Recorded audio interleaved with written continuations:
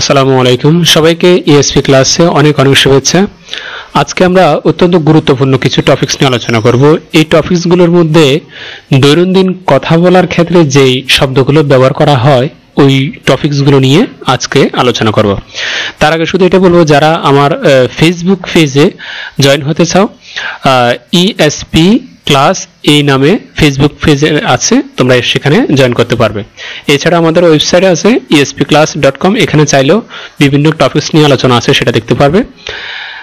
আজকে টপিকসের যেই আলোচনাগুলো এখানে আমরা দিয়ে রেখেছি, তবে তার পাশাপাশি শুধু বলে দিতে চাচ্ছি এটা যে আমরা কথা বলার সময় বাংলাতে বিশেষ করে যে কথার প্রসঙ্গে অনেক ধরনের কথা আসে, যেমন কিছু কিছু কথার মাঝখানে আসে যে এক এক করে, মনে মনে, ছোট ছোট ব্যাপারে, ধীরে ধীরে অথবা আস্তে আস্তে।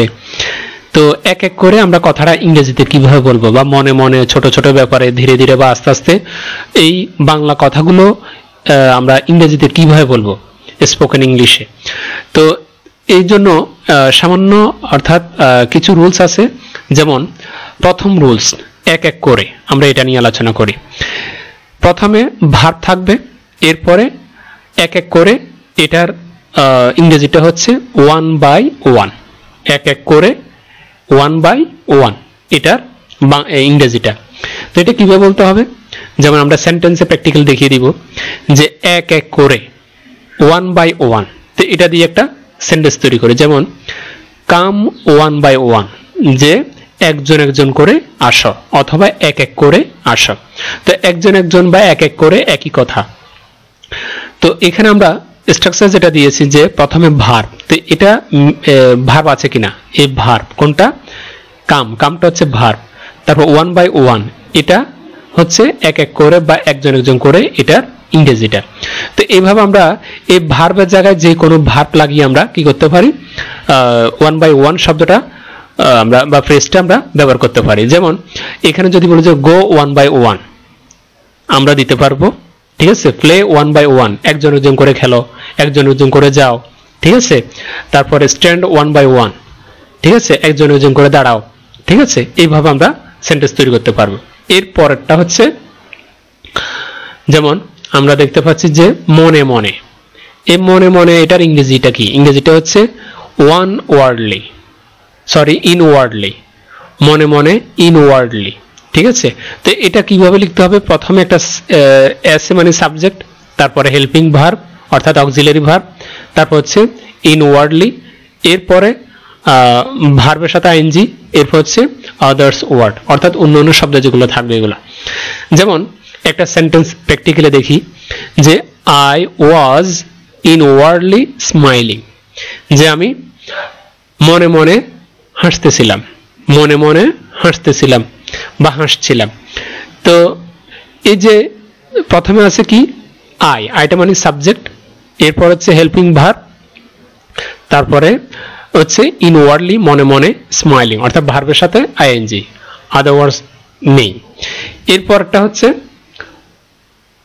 এভাবে অনেক ধরনের সেন্টেন্স তুমি গঠন করতে পারবে। এরপরটা হচ্ছে ছোট ছোট ব্যাপারে কথা বলা, ঠিক আছে, ছোট ছোট ব্যাপারে, এটা ইংরেজিটা কি হবে, এটা ইংরেজিটা হবে ওভার স্মল ম্যাটার্স। এটার স্ট্রাকচারটা হচ্ছে প্রথমে যে কোনো একটা সেন্টেন্স থাকবে, তারপর ছোট ছোট ব্যাপারে যে কথাটা বলবো সেটার ইংরেজিটা থাকবে ওভার স্মল ম্যাটার্স। যেমন একটা সেন্টেন্স দেখি যে হি ফাইটস ওভার স্মল ম্যাটার্স, সে কি করে ওভার স্মল ম্যাটার্স, এটার ইংরেজিটা হচ্ছে ওভার, বাংলাটা হচ্ছে ছোট ছোট ব্যাপারে। তো এই যে সেন্টেন্সটা বললাম এটার বাংলাটা কি, সে যুদ্ধ করে, ছোট ছোট ব্যাপারে যুদ্ধ করে অর্থাৎ কথা বলে, এটা কিসের ব্যাপারে, বিরুদ্ধে, অথবা এটার চিৎকার করে আমরা যেটাকে বলি। তো এরপরে আমরা এটা বলতে পারি যে অর্থাৎ বিরুদ্ধে কথা বলা, ঠিক আছে, বা ঝগড়া করা, এক কথায় বলে দিবে ঝগড়া করা, হি ফাইটস অর্থাৎ ঝগড়া করে ওভার স্মল ম্যাটার্স, যে ছোট ছোট ব্যাপারে সে কি করে, ঝগড়া করে। সে ইতস্তত করে বা ঝগড়া করে বা সে গোজামিল করে, আমরা যাই বলি না কেন ফাইটসের দ্বারা অনেক কিছু বোঝায়। তো ফাইটসের জায়গায় তুমি সমার্থক অনেক ওয়ার্ড রয়েছে, যেমন কোয়ালস, এটা বলতে পারি হি কোয়ালস ওভার স্মল ম্যাটার, সে ছোট ছোট ব্যাপারে কি করে, ঝগড়া করে। ঠিক আছে, এই ছোট ছোট ব্যাপারে ইংরেজিটা হচ্ছে ওভার স্মল ম্যাটার্স। এইভাবে অনেক ধরনের সেন্টেন্স তুমি গঠন করতে পারবে। তারপরে আবার বলতে পারে যেমন যে সে ছোট ছোট ব্যাপারে কথা বলে, হি ওয়ার্ডস ওভার স্মল ম্যাটার্স, সে ছোট ছোট ব্যাপারে কি করে, কথা বলে। ঠিক আছে, তো আরেকটা স্ট্রাকচার দেখি, যেমন বাংলাটা হচ্ছে ধীরে ধীরে অথবা আস্তে আস্তে, আমরা কথার প্রসঙ্গে বলি কিন্তু ইংরেজিটা জানি না, সেটা হচ্ছে গ্রাজুয়ালি অথবা স্লোলি, যে কোনো একটা শব্দ ইউজ করতে পারবে, সমস্যা নেই। তবে সমার্থক শব্দ অনেক রয়েছে যেগুলো সচরাচর বেশি ব্যবহার করা হয়, আমরা সেটাই কি করলাম, তুলে ধরলাম। তো গ্রাজুয়ালি অথবা স্লোলি, এরপর হচ্ছে একটা সেন্টেন্স থাকবে, অর্থাৎ এটা সম্পর্কে যে কথাগুলো বলবো পুরোটা একটা সেন্টেন্স। তো এটা প্রথমেও দিতে পারি আমরা শব্দটা গ্রাজুয়ালি অথবা স্লোলি, অথবা শেষেও, সেন্টেন্সের শেষেও আমরা লাগাতে পারি। যেমন প্র্যাকটিক্যালি দেখি যে gradually everything will be fine, যে ধীরে ধীরে বা আস্তে আস্তে সবকিছু ঠিক হয়ে যাবে, ধীরে ধীরে অথবা আস্তে আস্তে সবকিছু ঠিক হয়ে যাবে, ভালো হয়ে যাবে। এই যে গ্রাজুয়ালি শব্দটা আমরা প্রথমে দিলাম। তো এভাবে আমরা অনেক ধরনের সেন্টেন্স তৈরি করতে পারি। এরপরে একটু ব্যতিক্রমধর্মী দেখব, সেটা হচ্ছে যার প্রথমে সাবজেক্ট থাকবে, তারপর অক্সিলারি ভার্ব থাকবে, এরপর একটা ইয়া থাকবে টায়ার্ড অফ, একটা ইয়া থাকবে অ্যাপ্রোপ্রিয়েট প্রিপোজিশন, অথবা আমরা যেটাকে বলি ফ্রেজাল ভার্ব। তো আবার এরপরে থাকবে মূল ভার্বের সাথে আইএনজি, এরপর হচ্ছে আদার্স ওয়ার্ড। তো এখানে কিছু শব্দ সবসময় কমন, আমরা এগুলো বলি, যে ডাকতে ডাকতে সে শুনতে পাচ্ছে না, বলতে বলতে সে মানে মুখ ব্যথা করে ফেলছে, চেঁচিয়ে চেঁচিয়ে বা চিৎকার করে করে সে পড়তেছে, অথবা করতে করতে হাত ব্যথা হয়ে গেছে, লিখতে লিখতে হাত ব্যথা হয়ে গেছে, শুনতে শুনতে কান ব্যথা হয়ে গেছে। এই যে আমরা কথা প্রসঙ্গে বাংলায় কথাগুলো বলে থাকি, আসলে এগুলো ইংরেজিটা কি, সেটা ইংরেজিটা আমরা আজকে দেখব। যেমন I am tired of calling him, যে আমি তাকে ডাকতে ডাকতে ক্লান্ত বা ক্লান্ত হয়ে গেছি। I am tired of calling him, আমি তাকে ডাকতে ডাকতে ক্লান্ত হয়ে গেছি। এই যে এখানে স্ট্রাকচারটা একবার মিলিয়ে দিব, বাকিটা তোমরা বুঝতে পারবে। যেমন I am, আইটা হচ্ছে সাবজেক্ট, তারপরে এমটা হচ্ছে অক্সিলারি ভার্ব, তারপর হচ্ছে টায়ার্ড অফ, এটা হচ্ছে ক্লান্ত, এরপর হচ্ছে কলিং, মানে কলের সাথে আইন যুক্ত করা হয়েছে, এরপর হচ্ছে আদার্স ওয়ার্ড, অর্থাৎ হোমটা হচ্ছে অবজেক্ট এখানে। ওকে, তো এইভাবে আমরা ডাকতে ডাকতে, তার মানে আমি তাকে ডাকতে ডাকতে ক্লান্ত হয়ে গেছি, এটা ইংরেজিটা হচ্ছে I am tired of calling হিম।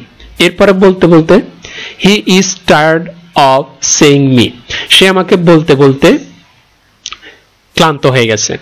তারপর চেঁচিয়ে চেঁচিয়ে, এটা কি হবে, he was tired of shouting with his friend, সে তার বন্ধুর সাথে মানে চেঁচিয়ে চেঁচিয়ে বা চিল্লাতে চিল্লাতে কি হয়ে গেছে, ক্লান্ত হয়ে গেছে। ঠিক আছে, এরপরে বা চিৎকার করে করে আমরা অনেক ধরনের বলতে পারি, যার যার আঞ্চলিক ভাষায় বলতে পারবে। তো এরপর হচ্ছে করতে করতে, I am tired of doing the job, যে কাজটা করতে করতে ক্লান্ত হয়ে গেছি আমি। ঠিক আছে, এবার বলতে পারবে করতে করতে। এরপর হচ্ছে লিখতে লিখতে, they are tired of writing the paragraph, যে প্যারাগ্রাফটা লিখতে লিখতে তারা কি হয়ে গেছে, ক্লান্ত হয়ে গেছে। এরপর হচ্ছে যেমন শুনতে শুনতে, এটা ইংরেজিটা কি, I am tired of hearing his word, যে তার কথা শুনতে শুনতে ক্লান্ত হয়ে গেছি আমি, তার কথা শুনতে শুনতে আমি ক্লান্ত হয়ে গেছি। এই শুনতে শুনতে, টায়ার্ড অফ হিয়ারিং, মানে শুনতে শুনতে ক্লান্ত। এরপর হচ্ছে কাঁদতে কাঁদতে, the boy was tired of crying home, যে ছেলেটা কাঁদতে কাঁদতে বাড়ি চলে গেল। ঠিক আছে, ছেলেটা কাঁদতে কাঁদতে বাড়ি চলে গেল। এই যে কাঁদতে কাঁদতে বা ক্লান্ত, ছেলেটা বাড়িতে কাঁদতে কাঁদতে ক্লান্ত হয়ে গেছে। আমরা কথাটা এভাবেও বলতে পারি যে ছেলেটা বাড়িতে কাঁদতে কাঁদতে ক্লান্ত হয়ে গেছে। তে ক্লান্ত হয়ে গেছিল, এই যে কাঁদতে কাঁদতে কথাটা আমরা শুনতে শুনতে লিখতে লিখতে, এছাড়াও তোমাদের জন্য একটা হোমওয়ার্ক রয়েছে, যেমন হাঁটতে হাঁটতে, এটা তোমরা করবে। হাঁটতে হাঁটতে, দৌড়াতে দৌড়াতে, খেলতে খেলতে, এটা তোমরা কিভাবে করবে কমেন্টসে অবশ্যই তোমরা জানাবে যে এগুলো কিভাবে লিখতে হয়। যেহেতু আমরা স্ট্রাকচার দিয়ে দিয়েছি যে কিভাবে লিখতে হবে বা কিভাবে বলতে হবে, স্ট্রাকচার অলরেডি আমরা তোমাদেরকে দেখাচ্ছি। এটা এই স্ট্রাকচার লিখতে পারো, অথবা আগের যে স্ট্রাকচারগুলো দিয়েছি প্রত্যেকটা স্ট্রাকচার একটা একটা সেন্টেন্স তোমরা কমেন্টসে আমাদেরকে লিখে দেখাও। না পারলে অবশ্যই আমাদেরকে কি করবে জানাবো, অথবা ক্লাসটা আবার একটু টেনে দেখবে। আজকে এ পর্যন্তই। খোদা হাফেজ। আসসালামু আলাইকুম।